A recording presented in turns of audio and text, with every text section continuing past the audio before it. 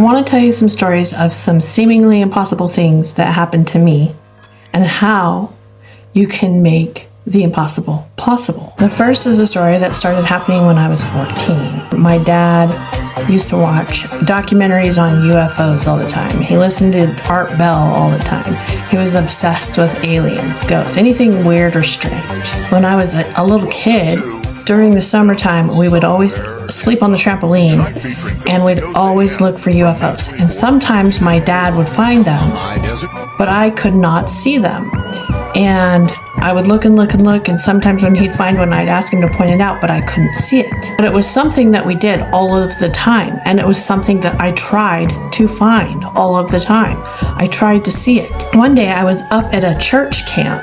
I looked up at the sky, and I was just looking at the stars because they were so bright. And of course, the first thing I do is start looking around for UFOs, because that's just what we did. And I saw one.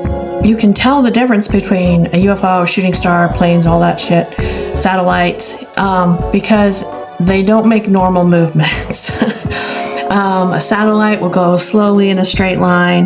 You know, planes, you've all seen planes, you know what they look like, right? UFOs, when you see one, they'll go this way, that way, like these sharp, crazy turns. They'll get brighter, they'll disappear. They'll shoot off and disappear after you've been watching it for 5 minutes. Stuff like that, right? I've actually seen these and I've experienced this. Since that day, I started seeing them often when I looked for them. So when I would lay on the trap, I'd spot them all the time.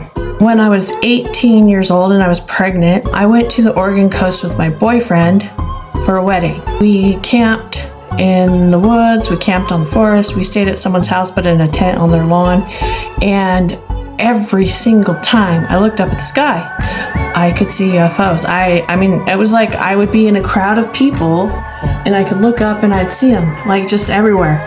And I'd sit there and watch them because I was so fascinated by them. At this point, I didn't have to try. I just didn't have to try anymore because I knew that when I looked up, I would see them. Well, while I was on that trip, I was helping my boyfriend put up a tent. I was on one side holding the poles down while he was on the other side facing me holding the poles down. And I looked up at the sky while I'm standing there and there's a UFO. I'm watching it. All of a sudden, as I'm watching it, it stops. And it starts getting brighter and brighter and brighter, like it's coming right at me. It freaked me out so bad. I started yelling at it to go away. I was like, go away, go away, go away. And I ducked down behind the tent. My boyfriend's looking over the tent, yelling at me what? What am I looking at? What am I afraid of? And then it stops in the sky, as I'm ducking down behind this tent, it stops and then shoots off and it's disappeared. Since that time, because that freaked me out so bad, I stopped looking for them for 12 years. I didn't see any. It was it scared me so bad that I lost the ability to see them. And I say ability because everything that you see and experience in your reality, you see and experience because of your ability to perceive them. As I learned more and studied more, I came to understand that reality, everything that is not there, in the space in between, is actually full. And it's full of, it's basically the universe in superposition. The universe is contained within every single piece of the universe, and every single photon of the universe is all the information for the universe.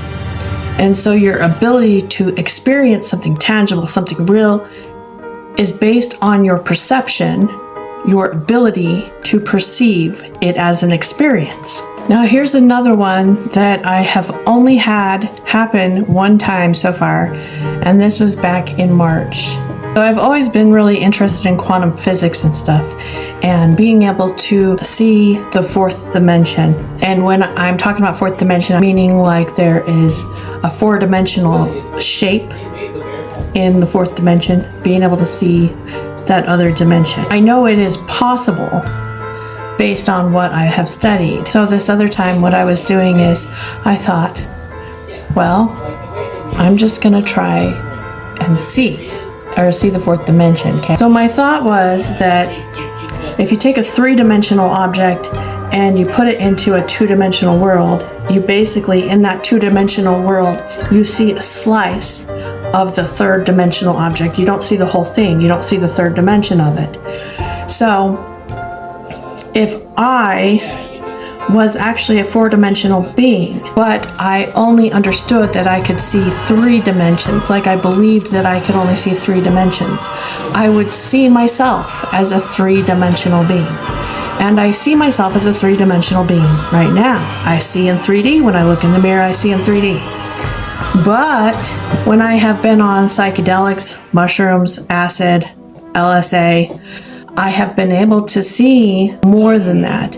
I can see inside my body. When I look into a mirror, I can see inside other people's bodies. There's a lot more that I see when I'm on those and don't see, because, the whole universe can turn into nothing. I just had this thought that, like, the light comes into our eyes when we're perceiving reality, right?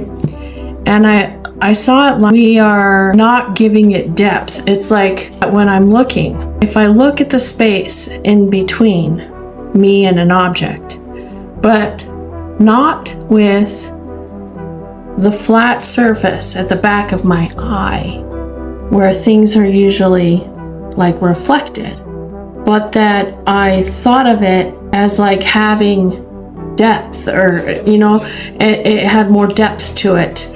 So it wasn't just a flat surface. And I don't know how to explain it, but it was like, instead of just looking right here, I was using my whole eye to like see what was being reflected in the space in between. I just decided to try doing that. And I was laying in the bathtub, and I had a tile wall, and I was looking at the wall, but looking what's in between me and the wall, in the space in between, and trying to see it with more of my eye. What happened was, all of a sudden, I like popped up. Like, it was like I was floating in the air. The bathtub floated in the air. The tiles popped out of the wall, not like one by one. It was like, phew, all at once. It was like they popped out of the wall, and I could see, like, they were like cubes, right, around. It was like they were like, I could see all the edges of the cube of the tile.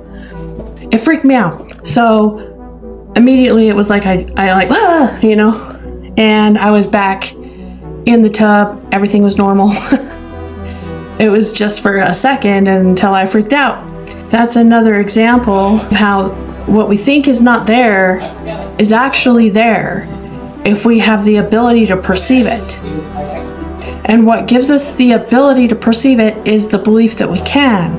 And a lot of times, to have that belief that we can, we have to understand how. Or it has to make enough sense to us for us to believe that it is possible, like that it can actually happen.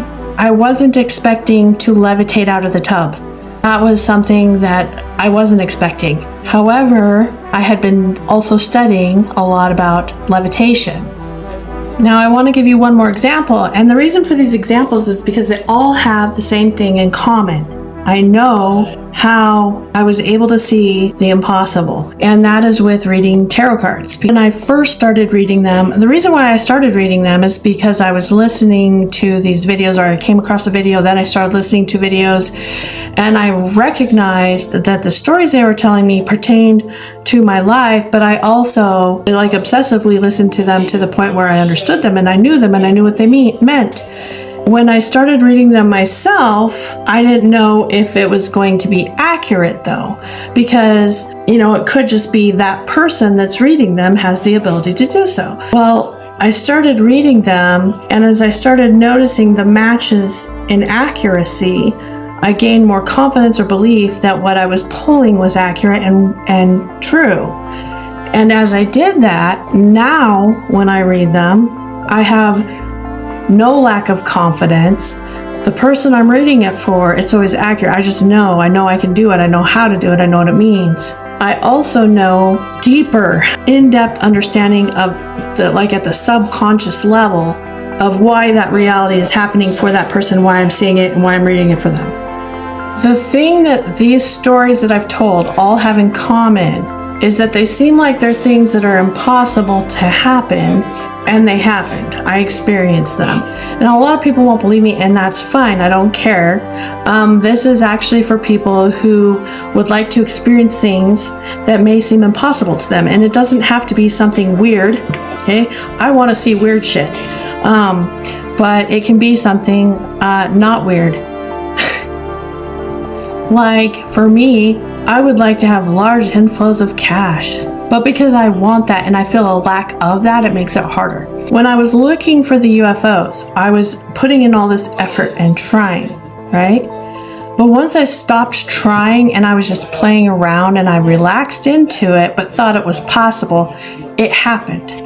So it happens when there's not a lot of effort into it, but you believe that it can. So that's why a lot of times people have beginner's luck, because they don't really know what they're doing or if they can, but they don't think it's impossible usually. They're just like, I wonder what will happen if this happens. And they believe that they could, hit the ball or whatever it is that they're trying to do.